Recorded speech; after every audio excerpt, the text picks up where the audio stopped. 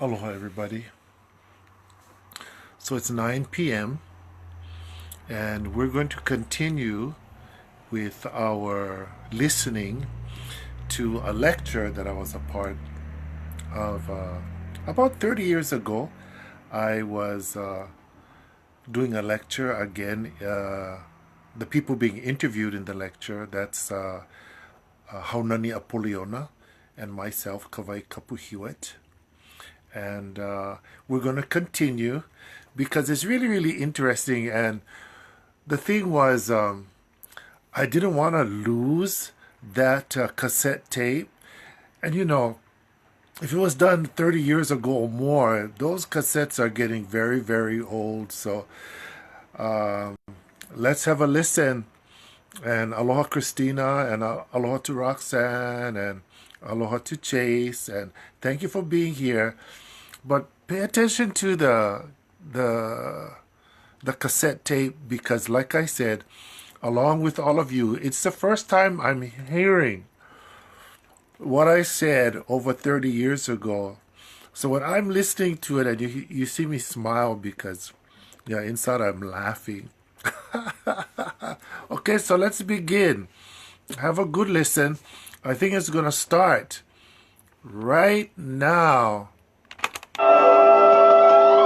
Welcome back as Bank of Hawaii brings you part 2 of our heritage series, Haku Mele, with our special guests, Haunani Apoliona and Frank Kawaikapu Kalani Hewitt.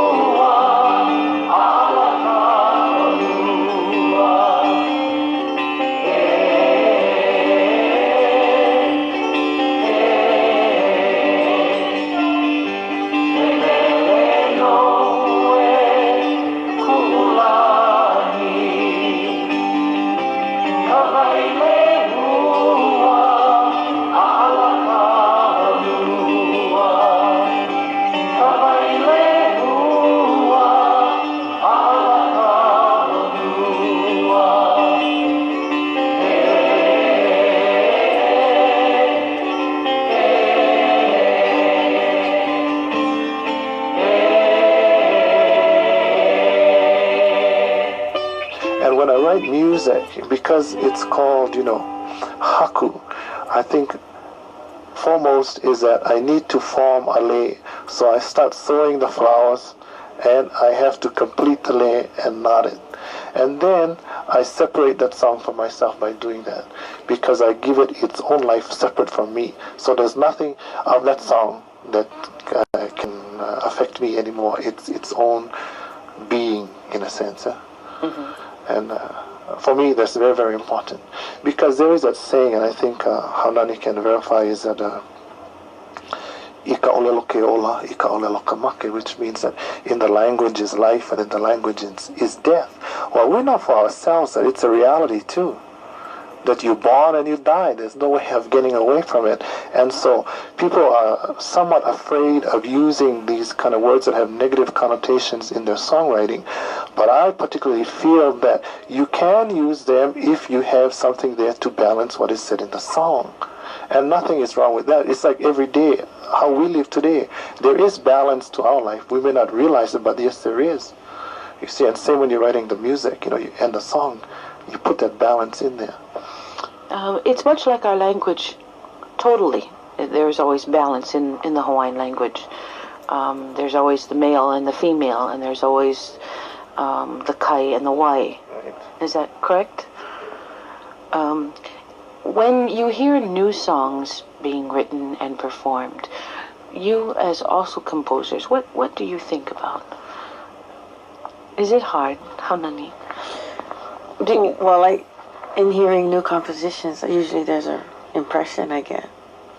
As Frank was saying, in terms of composing, I think if you are trying to give your best and you take the time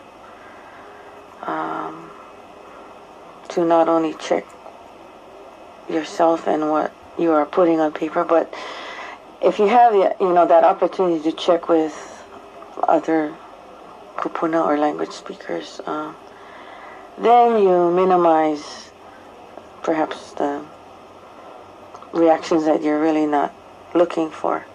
And I'm trying to be pretty tactful about this. But I have to be very honest when I hear new compositions. I do have my own personal impressions, but that's just my personal impression, personal reaction.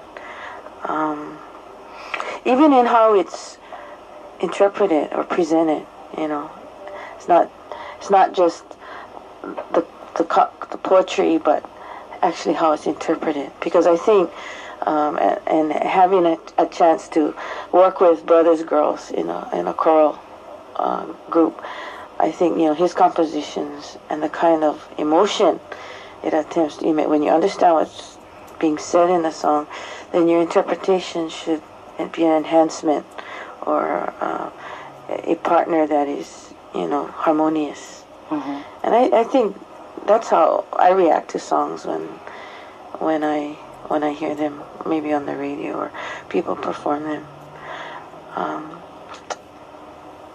I do have reactions. There are some great songwriters whose styles, I think, poetically are just beautiful, like Mary Kavenapuku'i and Maddie Lamb duo, or the Helen Deshay Beamer time period, when she would write songs as gifts to different people's homes when she went to visit.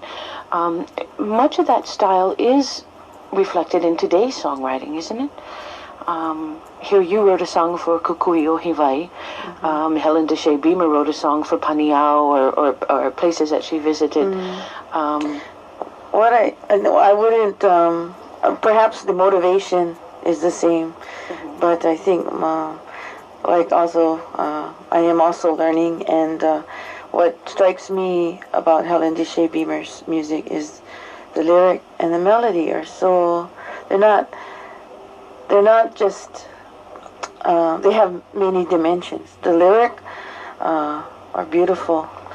The melody just adds to it. And if I would use Helen Deshay or Mary Coven as inspirations, there certainly would be a lot of distance between their compositions in mine. I'm learning, and hopefully be able to continue to write and express and bring that. I guess it's gentleness, dignity, a sense of a refined, a special refinement, I think, to the composition that I see in Kavena Puku'is. And even, I have to say this, and I, at our awards the other evening, didn't get a chance to, or didn't take the time to say this, and I want to share it with you now. In composing, for me, a great support has been Malia Craver, and she works at Queen Lily Okalani Children's Center. And she, in turn, was supported very much in her songwriting by Kavena Puku'i. And so Malia, when years back, about maybe 9 or 10 years ago, when I first knew her, spent a lot of time talking story about her teaching from Kavena to her about composition and the formatting, and through Malia, who is a native speaker and who is also from Ho'okena, Kona, was able to understand a little bit more beyond just my own urban experience in growing up in Honolulu. And so I thank Malia for that continued support. And I remember when I wrote Alulike in 1979 at Makaha, I called her on the telephone, a payphone, and I said, Malia, listen to this, and Paka, is this correct? And she said, yeah. So, and it's always nice to check it out with someone. Mm-hmm. Brother, do you check your thoughts in Hawaiian or your music in Hawaiian with someone? Is there somebody that you go to make sure that it's pono, make sure it's right?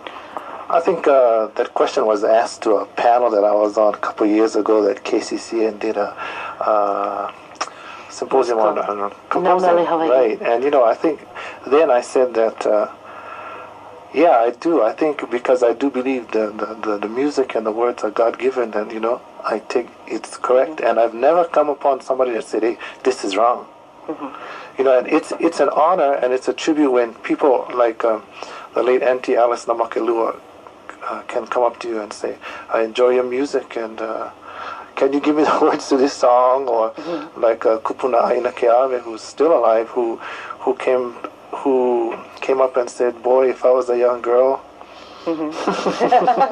because of the words of the song, and so that makes me happy. For me, that is the best award mm-hmm. that anybody can have, to have one of the kupuna come up and say, hey, we really like your music, you're doing something right, you're doing something good. Then I feel happy about that. But as a paka, which is like someone you go to check your music, I've really not gone to anybody. Mm-hmm. Gone to anybody. So your inspiration has been God, and through God the words come out. I just say, if I know that I'm touched by this and I'm writing music, I know I'm being led by that Spirit, Mm-hmm. So I just say, well, go for it, I just mm-hmm. say, God, this is your composition, you write it, you give the melody, and I'll pay tribute to you with this song, and that's it. One of my favorites that you wrote is called Waihinano. Yeah, Waihinano. It's a very spiritual song. Can you explain that for our listeners? You see, people, maybe today, and I don't know why, and I'm not going to even guess why, but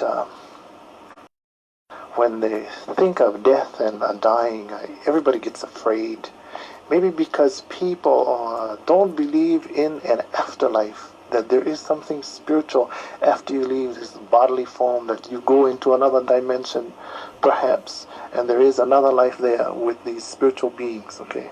Could be, could not be, I'm not going to say. But anyway, in this song, Waihinano, it's as if I am sitting there and putting myself in the position of my aunt who had just passed away, and waiting, in a sense, for that, not the death, but the meeting of these spiritual beings.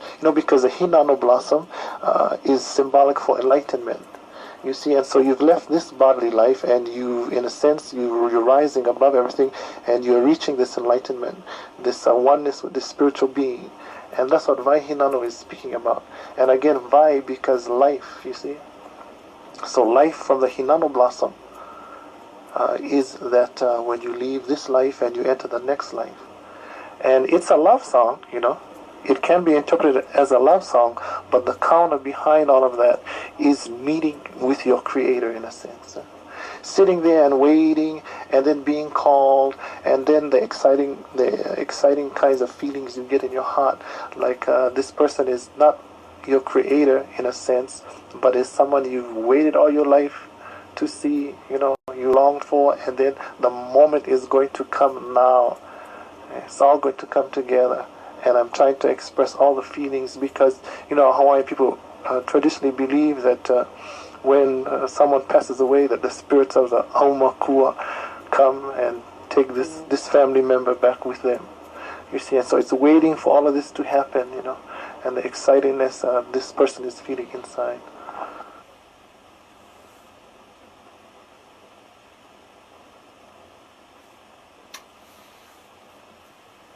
Okay, hold on, children.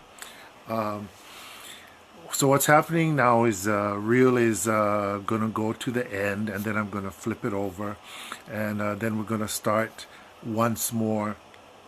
So the song that's going to be playing, I think, is Vaihinano. And the Vaihinano was a unique kind of rain cloud that Auntie Emma was telling me about, and preparing me for, of course, for her passing. And she said when the Vaihinano comes, it's a beautiful, beautiful white puffy cloud. And then what will happen is that from these clouds a very fine mist or rain will fall. And that will be the time that she's going to depart. Let me check this. Oh, I gotta, you know, I have a really old cassette player that doesn't rewind, so I just gotta let it play. But anyway, so the morning that Auntie Emma passed away, after I was one of the people that took her to where she wanted to go for her passing, and that was at Ka'ava Beach. And then I went home to my home in Waimanalo. And it is during that time that I was at home, and I was reminiscing about the many years of learning from Auntie Emma DeFries, and sitting in my living room by myself, and remembering all the beautiful, beautiful stories that Auntie Emma had shared with me. And I began to write. And it's about everything that she told me for and you have to listen to the part where I'm talking, because in the storytelling, and hopefully I can remember what I said, but I talk about this pua hamamakapu'uvai. And the pua hamamakapu'uvai is the ginger blossom. And it was a symbol for a broken heart. And Auntie Emma said when you turn the ginger blossom upside down, it's like the different, it looks like a heart that's opened up. And she showed me, we picked the ginger blossom and turned it over and looked at it. And she said, this is why this is called Pua Hamamakapu'uvai, the blossom that of the broken heart. Well, anyway, let's see where we are, and then we'll continue. So this is part 2 of this fabulous interview I found. Once again, the interviewer is the Honolulu Skylark, Jacqueline Leilani Rossetti. And of course, also speaking is Haunani Apoliona, and then myself. And here we go. Waihinano. Yeah, that's the Vaihinano.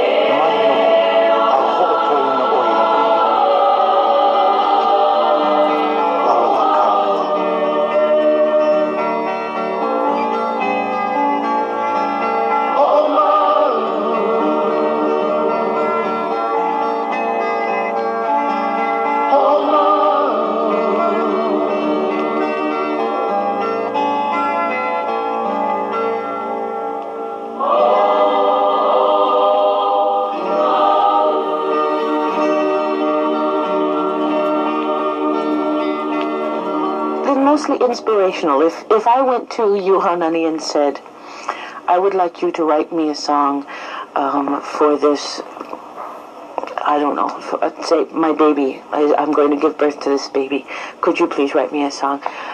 Is that hard for you to do? If someone comes and approaches you and says, please write this song for this? I think a lot depends on, it's not just something you crank out like on a computer or a processor.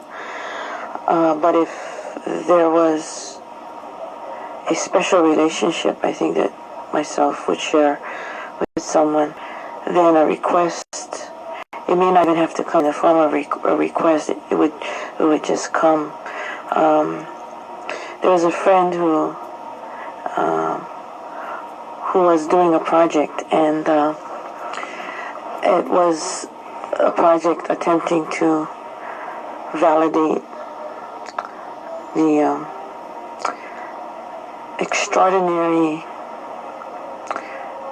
extraordinariness of Hawaiian things. And the title of the series that was being done was Enduring Pride. And we talked very early on in terms of her ideas in conceptualizing this. And as the time drew nearer for the first pilot video program to occur, I thought, gee, this would be very nice if we could kind of round it out with a composition or some lyric that would be a signature kind of tune for the series, and perhaps be able to transmit in a Hawaiian lyric some of the thoughts. And so the title of the program became Enduring Pride in Maua Nakaha'ihio, and I was able to, because of that feeling, and also feeling very much in concert, in agreement with what this project was attempting to do, was able to write the lyric for a couple of verses to that song. But again, going back to writing, composing, it's really expression, and that expression comes from inside. And of course, expression is, if there's already a human relationship and dynamics happening, it's much easier, I think, to put those emotions and thoughts into lyric. Is it harder to write in English, or is it harder to write in Hawaiian? Well, for me, and it's hard for me to write in English. I don't know. I that's an area I sure would like to work on. But yet, I know others like Jerry Santos, very adept at lyric composing in English. That's a real skill, and I'd like to be able to expand the compositions at some point in my lifetime. But right now, it seems to be Hawaiian. Frank, is it easy for you to write in English? I don't know too many of your English songs. Right. I think I've written one song with English lyrics, and I think Jerry is in the process of recording it.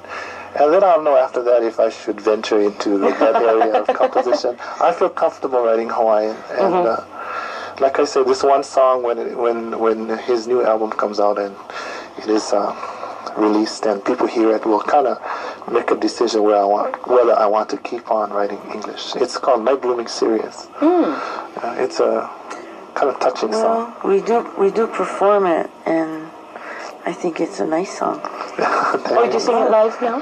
We have performed it. See, and I haven't heard it yet. Yeah. You haven't heard it? No, I haven't gone to We don't perform it all the time, but we have, and it's received well.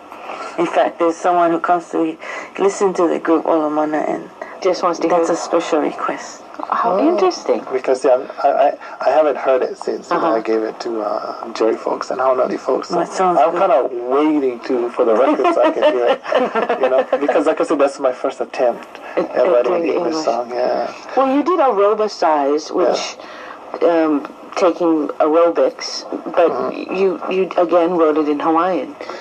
Yeah, because I feel comfortable writing in Hawaiian, and like I said, my thoughts always come in Hawaiian, never in English.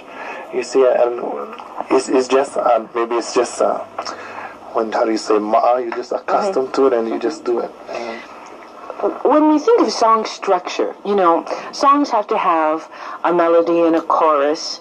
They call that A and B, and then sometimes you have to put in a hook, which is a C, and then you go back to your A and your B, and then you throw in your hook again, which is your C. So you have an A, or maybe you go A, B, or however you structure. I mean, there is a structure to writing songs, and it is and they call it A, B melodies, and your C hooks and this kind of thing. When you talk with major songwriters. For you, and dealing with the Hawaiian language, do you take that into consideration? If I did, I think I'd be totally confused. I really don't know anything about music, and I don't know the chords. I just try and finger with my finger. I still can't tune the ukulele. I've been trying for God knows how long. But I don't know anything about music. It's just that I know at the particular time I can pick up the ukulele or a guitar, and I'll find myself through, and the melody and the words will come together. That's the only way. I've never sat down and did a chart and notation and things like that. Never.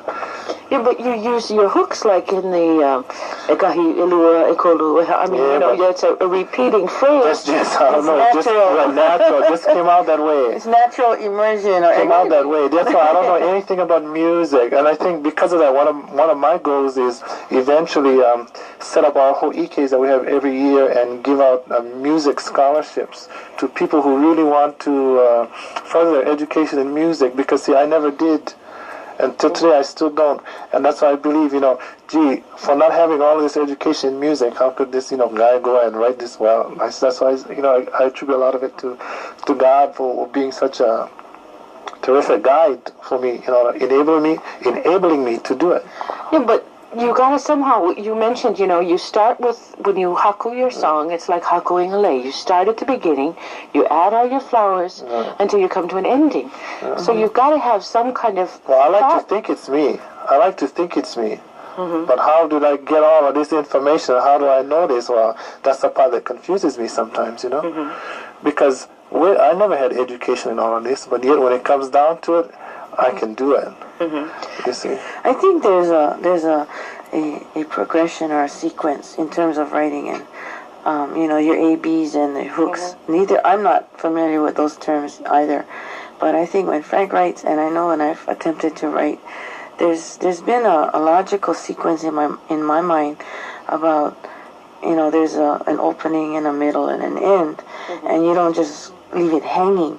But I think that's also very a Hawaiian approach, as well as opening, and then you bring it around to close it. Yeah, but how do you know when to put in the chorus, and what is the chorus line? I mean, just do it. I find that to have that little phrase part that everybody remembers in their head, that I guess always comes back and repeats itself after every verse. Right. I guess the chorus would be, what is that major thought you're trying to put across there, and what do you want reinforced? But when you call it a hook, I'm not familiar with the term. I think too, it's feeling. Because honestly, I can say I'm uneducated in these areas. I go by my feelings, and that's basically it. When you hear what inspirationally you've written, do you get up, do you like, ooh, junk, throw it away? I mean, have you ever done that? No. Oh, this is a junk song. Oh, I don't like this, or... I don't think any song is a junk song. I think what you do is, if you feel that you're not satisfied with it, then put it away. Put it away, and then later on your feelings might change, maybe because of a particular mood you're in. Because see, I think I'm a feeling writer. So if I don't feel right, then put it away. Pick it up another time. But I don't think any song is a junk song. I think all songs have there's a purpose for all of it all, you know. Is it harder and harder to come up with new melodies to go with these songs that don't sound like old Hawaiian songs? You know how, and it's funny, there they sing songs that are Hawaiian melodies but with Tahitian lyrics. And they say, oh, that's our song. And I'm saying, oh, but that's our song. And our song is with this Hawaiian words, and their song is with Tahitian words. But it's actually the same melody, and it's because they're not gifted enough. I don't want to say they're gifted, but they don't, you know, their lyrics somehow match a melody that they hear of Hawaiian tunes. What do you think? Is it harder and harder to come up with the melodies? I think I'll be able to tell you that after I'm able to write a few more songs. I don't know. I just, you know, I think, I guess because I'm a feeling person, I feel for the melodies. So if you say having a difficult time finding melodies, no, you know, because see, you know, if you're the kind of songwriter, like Haunani was saying, that you're like a computer, you put out songs all the time, then maybe then you might have a difficult time. But like I said, I don't push for a song. You know, I'm not given a theme and try to write around that theme. I wait for it to become me, a part of me, and then I will continue, you know, with that aspect of a song. So, and then you said something about not writing music and giving them old melodies. And earlier you asked the question about new composers. I think, and Haunani answered a little bit, and I'd like to just add a little bit more to what she was saying, and that is that I think as composers, Haunani and myself, I think one of the things that we like to encourage people to write music, you know. I don't like to be critical of what people are writing, because again, if I'm inspired in my music, perhaps they were also inspired in their music. So I'm not going to criticize, you know. I want to encourage them, but to do it correctly. Take the time out. Especially people who have never spoken Hawaiian before and are beginners in the language, but are very enthused about writing music and have not really studied it thoroughly enough, you know, to be capable of doing what they think they can do. And then putting a conglomeration of words together and say, well, this is my song. Take the time out. Learn it correctly. You know, nowadays, even with the term kumuhula, 1-2 years more you kumuhula after that. No, it takes a great deal of time for you to master it.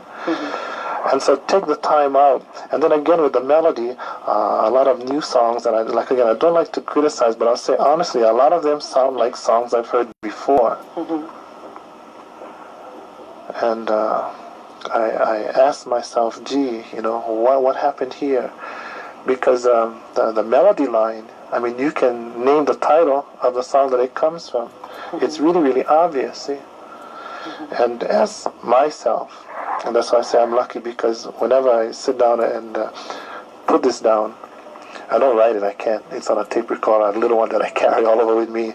Because, you know, I'm walking down the street and, hey, this is da-da-da-da, and I put it down on the tape recorder. I have to do it there, so I'm going to forget it, see? I wake up in the middle of the night, there's a melody I'm singing in my dream, so I have my tape recorder there.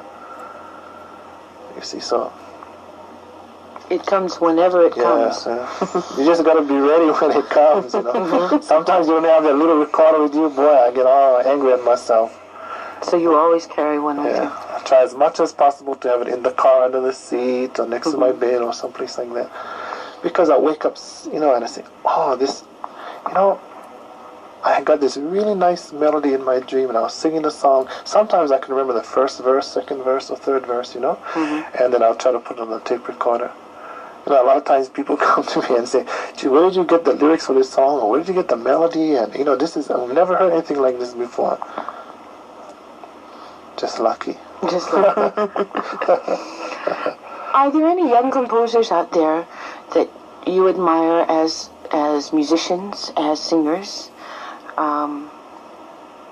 as something that you would love to choreograph for your hula, Frank, or Haunani songs that you just enjoy singing because they're done so well? Yeah, well, besides admiring Haunani, because I enjoy and I like her poetry. Dennis Kamakahi, I think, because he has a style that maybe the three of us kind of share. I enjoy his music, like Puahone and the other songs he's written. It's just a feeling about the songs that you know, hey, this is Hawaiian.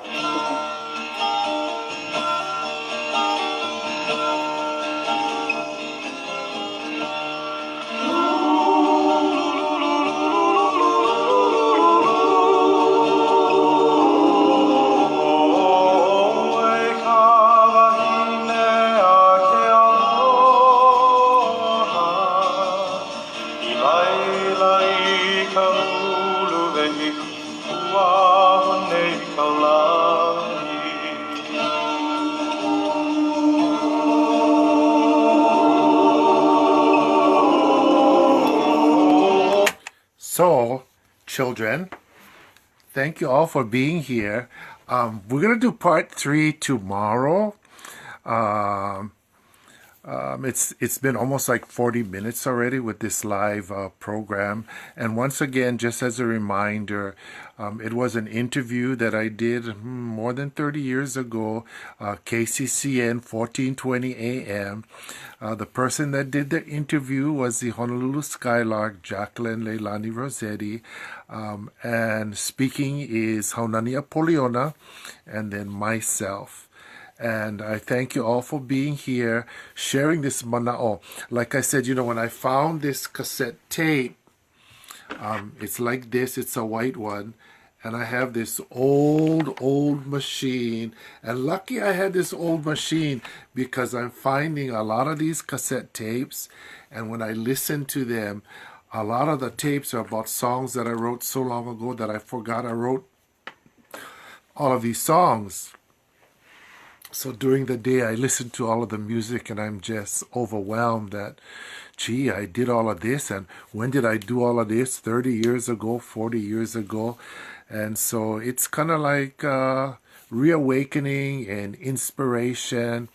So anyway, if you guys are free tomorrow night, we're going to do the last part of that interview. We ended with playing Puahone by my cousin, Dennis Kamakahi. And tomorrow we'll start with Puahone, and then we'll go right into the interview. Nakia kuno, e hopo mai ka ia oko. God bless you all. Apopo makahola eiva ike ahi e ho makaho. Tomorrow at 9 p.m. we'll start again. I hope you're enjoying the interview. Like I said, I know I am because I never heard this. I was there. They gave me the tape. I brought it home.